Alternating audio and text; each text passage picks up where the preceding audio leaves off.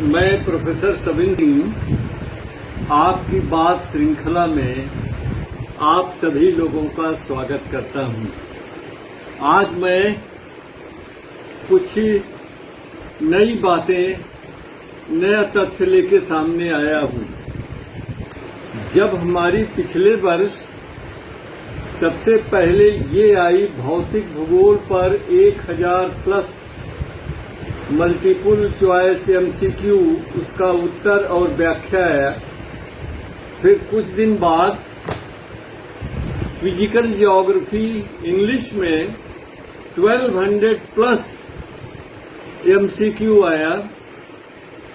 तो हिंदी माध्यम के छात्रों ने ये अपनी आपत्ति दर्ज कराई कि सर हिंदी के साथ ऐसा क्यों हिंदी में 1000 ही प्रश्न है और अंग्रेजी में 1200 प्लस प्रश्न है। तो मैंने इसका भी उनको जवाब भी दिया था, उन्हें आश्वस्त भी किया था कि जो चीज पहले आ जाती है, जो चीज बाद में आती है, तो बाद में आते आते उसमें बहुत सा सुधार हो जाता है, परिवर्तन हो जाता है। अब देखिए, जो हमारे यहाँ पुरानी पार्लियामेंट थी दिल्ली में और जो नई बनी है, अब नई में जो है पेपरलेस हो गया, टेक्निक इतनी आगे चली गई, सारा का सारा जो है वो टैबलेट के माध्यम से होगा वहां पर।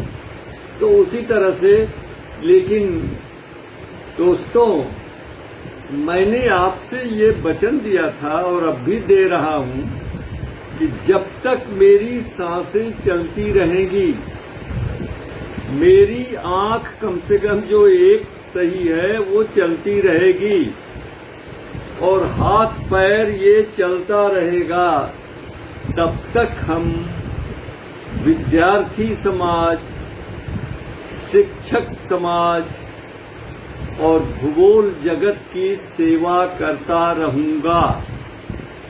तो भारत का भूगोल, ज्योग्राफी ऑफ इंडिया पूर्ण होने के बाद अब मेरे पास थोड़ा समय बचा था इस बीच, तो मैंने सोचा कि क्यों ना हम हिंदी माध्यम वालों से जो भौतिक भूगोल पर 1000 प्लस प्रश्न थे, उसको हम 13000 प्लस क्यों न कर दें, 300 बढ़ा दें।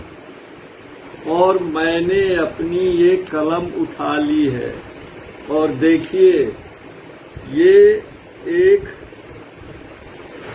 1045 और 5 से देख लीजिए, 1045 माने 45 क्वेश्चन इसमें मैं अब तक कर चुका हूं 1000 के ऊपर। और वो जो एस्ट्रोनॉमी पर बढ़ा था, खगोलकी पर, तो ये मैं अभी खगोलकी कर रहा हूं। और तो देखिए, तमाम जो है मैं ये काम कर चुका हूँ, ये लिखता रहता हूँ, ये देखिए, ये आपको दिखा रहा हूँ प्रमाण।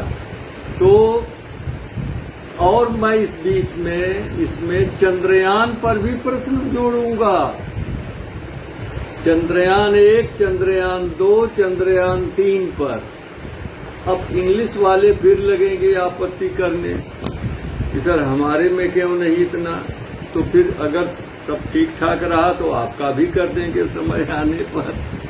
लेकिन ये काम मैं कर रहा हूं और इस वर्ष के अंत तक संभवतः ये आपको छपके मिल जाएगी 1300। और इसमें कुछ बड़ी नए ढूंढ के प्रश्न आपके लिए लाए हैं। जैसे मैं एक प्रश्न आपके सामने रखता हूं कि निम्नलिखित नदियों में से कौन नदी नर्मदा की दासी नदी है?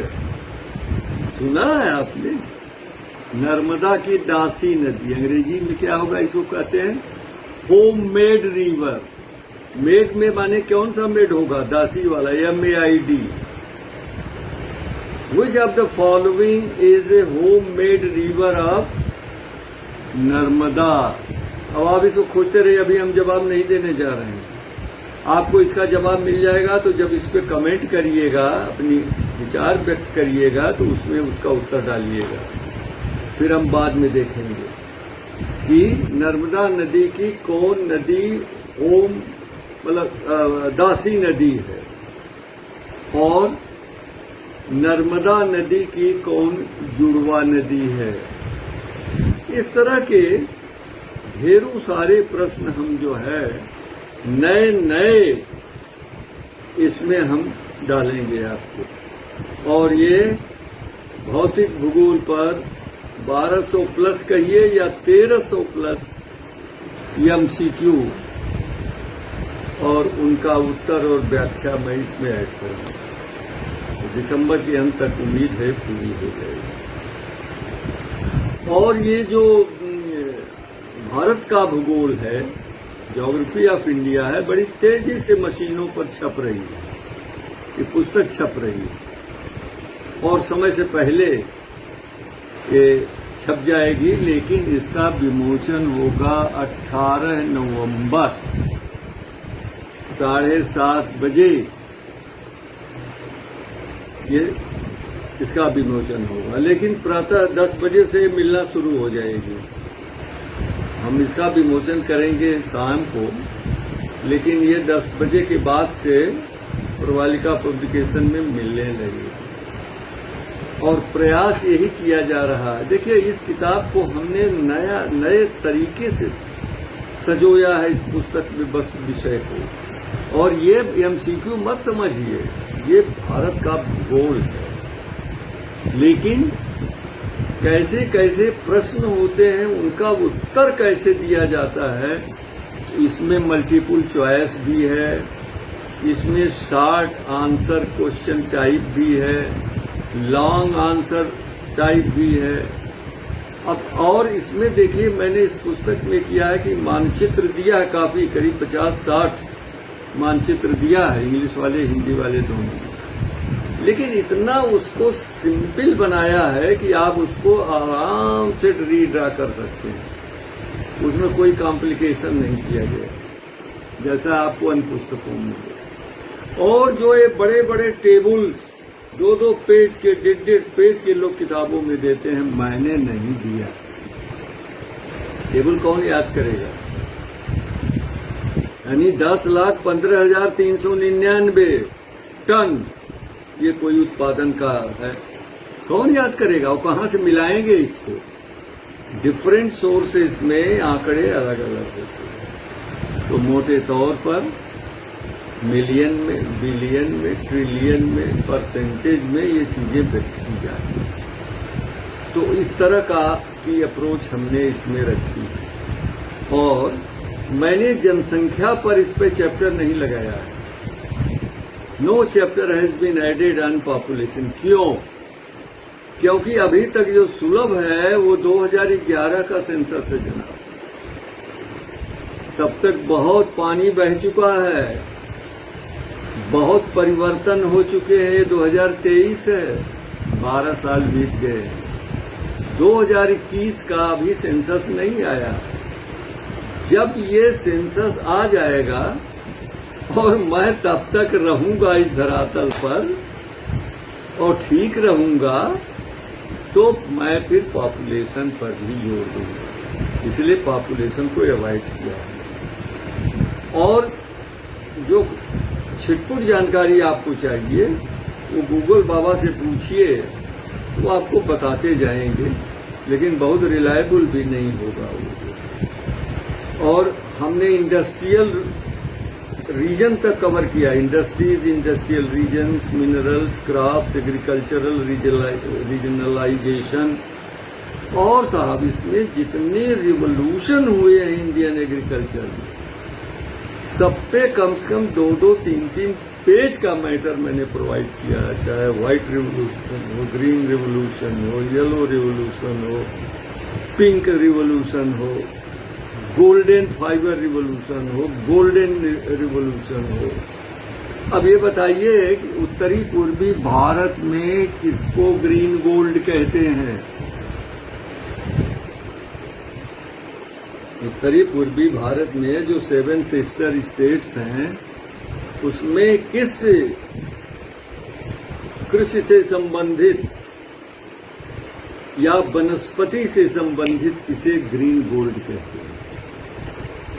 तो अब तो आप जानते हैं ना कि केंद्र सरकार ने एक अलग से मंत्रालय बना रखा है नॉर्थ ईस्ट स्टेट के लिए, और वहां पर सबसे महत्वपूर्ण वन की कौन सी संपदा है जो कई तरह से उपयोग में लाई जाती है, इसको भी आप मनन कीजिए, खोजिएगा, कमेंट में डालिएगा, उत्तर दीजिएगा कि नॉर्थ ईस्ट में किस फॉरेस्ट प्रोड्यूस को, उत्पाद को हम ग्रीन गोल्ड कहते हैं। ग्रीन गोल्ड प्रायद्वीपी भारत में वेस्टर्न घाट को तो ग्रीन गोल्ड हम कहते हैं, क्योंकि वहां पर जो है ट्रॉपिकल एवरग्रीन, डेंस फॉरेस्ट और बायोडायवर्सिटी सर्वाधिक है इंडिया। लेकिन नॉर्थ ईस्ट में भी एक फॉरेस्ट का सदस्य है जिसे वहां भी ग्रीन गोल्ड कहा जाता है। तो इस तरह की चीजें मैंने इस पुस्तक में समाहित की है, और बहुत सिंपल हिंदी और सिंपल इंग्लिश। अब देखिए, दोनों पुस्तकों में समान प्रश्न, समान ट्रीटमेंट एक साथ मैंने एक कर लेता था अंग्रेजी में, तो फिर हिंदी में करता था बारी बारी से, ताकि शिकायत किसी को ना हो। लेकिन एक बिंदु ऐसा आएगा जिसमें शायद अंग्रेजी वाले शिकायत कर दें, क्योंकि इंग्लिश वाले का तो पेज फिक्स्ड हो गया, मतलब अब छपी रही है, उसका है 688 पेजेस। इंग्लिश मीडियम में जो ज्योग्राफी ऑफ इंडिया आ रही है उसमें टोटल पेजेस हैं 688 पृष्ठ। साइज बड़ी वाली है, कौन सी? क्रायो ज्योग्राफी वाली। लेकिन हिंदी वाली 700 पेज से ऊपर जा रही है। अब कहेंगे साहब हिंदी में क्यों इतना पेज बढ़ा दिया? प्रश्न तो उतने ही है। प्रश्न टोटल कितने हैं? 1216, 1216 दोनों में ही। देखिए, मैं आपको पहले से स्पष्टीकरण दे रहा हूं कि अंग्रेजी में तो ऐसे ऐसे लिखते चले जाते हैं, लेकिन हिंदी में ऊपर भी मात्रा देनी पड़ती है और नीचे भी देनी पड़ती है। जैसे पुल लिखना हुआ तो प में छोटा पुल नीचे दिया, और ऐसा लिखना तो ए में ऐसे, तो देखिए जगह ज्यादा हो गई ना, इसलिए हिंदी में ज्यादा स्पेस कवर होता है, इसलिए कुछ पेजेस उसके 25-30 पेजेस उसके ज्यादा हो जाएंगे, लेकिन मैटर दोनों के बराबर हैं। तो आपकी बात में ये 11वां नंबर है। ऐसे बीच बीच में हम आते रहेंगे, अपने को भी अपडेट करते रहेंगे, आपको भी जरा सा जागृत करते रहेंगे। अभी देखिए, एक रवि प्रकाश सिंह उत्तराखंड के हैं, जिनसे हमारी मुलाकात आज तक नहीं है। उन्होंने मेरे विषय में एक छोटी सी डॉक्यूमेंट्री बनाई, बिना मेरे से संपर्क किए हुए। हमारे फेसबुक से सब तस्वीरें वगैरह निकाला होगा, उसको कैसे उन्होंने उसमें समाहित किया, बोल भी रहे हैं और तस्वीर भी आ रही है, मेरे समझ में कुछ आ नहीं रहा है। उसमें दो थोड़ा सा करेक्शन मैं करना चाहूंगा। आप लोगों ने, बहुतों ने देखा, करीब हमारे ख्याल में 3-4 हजार लोगों ने उस वीडियो को देख लिया है कि मेरा टोटल टीचिंग पीरियड जो है 38 साल बताया है, लेकिन मैं 43 इयर्स तक सर्विस किया। 1965 में मैं एमए किया और मेरा अपॉइंटमेंट डायरेक्ट हो गया कहाँ पे? रविशंकर यूनिवर्सिटी रायपुर। लेकिन मैं आप लोगों को बता चुका हूं कि हमारे गुरुजी ने, इंटरमीडिएट के प्रिंसिपल ने कुछ दक्षिणा ले ली थी कि आप टीचर बनोगे। हमको उस समय छत्तीसगढ़ नहीं था, उस समय तो मध्य प्रदेश ही था। हमको रास नहीं आया। हमने कहा जब पढ़ाना है, अध्यापक होना है, तो जरा बढ़िया यूनिवर्सिटी में चले। नई नई यूनिवर्सिटी बनी थी, हम बुराई नहीं कर रहे हैं, लेकिन मैं कुछ दिन वहां जॉब किया, लेकिन मैं रिजाइन करके वापस आ गया। फिर जुलाई 1966 में मेरा अपॉइंटमेंट हुआ। दोस्तों, मैं पीएचडी वगैरह नहीं था, एमए किया था, टॉप किया था, एमए किया था। उस समय तो टॉपर की बस इज्जत हुआ करती थी। हमारे इलाहाबाद विश्वविद्यालय में पीएचडी कोई मान्यता उन दिनों नहीं। और रिटायर हुआ 65 इयर्स की एज में, क्योंकि सेंट्रल यूनिवर्सिटी हो गई 2009 में। कितना हो गया? 43 इयर्स हो गया मैं। और मेरा कागज में 1944 है एज दी हुई, लेकिन एक्चुअल 1943 है, लेकिन पेपर में ऑफिशियल तो 1944 ही है। तो इस तरह का जो है उन्होंने बनाया, उसको आप भी देखिए। उन्होंने मतलब कितना समर्पण होता है आप लोगों का। और मैंने बताया कि आप लोगों के इन्हीं मधुर वचनों की वजह से आज भी मैं अपने को पूरा इनर्जेटिक महसूस करता हूं। उसमें एक चीज और है कंफ्यूजन पैदा करने वाली, कि आजकल प्रोफेसर सिंह एकाकी जीवन बिता रहे हैं क्योंकि उनकी पत्नी भी अब साथ नहीं है। ये कंफ्यूजन पैदा कर रहा है ना, क्या साथ छोड़ के चली गई कहीं और? भाई उनका स्वर्गवास हो गया। तो इसमें थोड़ा सा कंफ्यूजन की स्पेस है कि साथ नहीं है, साथ नहीं है, माने स्पष्ट हो जाना चाहिए था कि स्वर्गवास हो गया। तो प्रियजनों, आज बस आपकी बात में इतना ही। हिंदी माध्यम के लोग आश्वस्त रहें कि उनका ये जो है 1000 वाली भौतिक भूगोल बहुत जल्दी 2-3 महीने के अंदर 1300 MCQ के साथ आएगी। फिर अंग्रेजी वाले कहेंगे तो उनका भी बढ़ाएंगे, इस तरह घटाते बढ़ाते रहेंगे। तो आपको नएपन की तरफ लेते जाते हैं, बहुत सी नई चीजें आ जाएंगी। तब तक कम से कम 40-50 क्वेश्चन तो इस चंद्रयान पर ही बन जाएगा। तो आप सभी लोगों को नमस्कार। स्वस्थ रहिए, सुखी रहिए, प्रसन्न रहिए, पढ़ते रहिए, ओरिजिनल पढ़िए।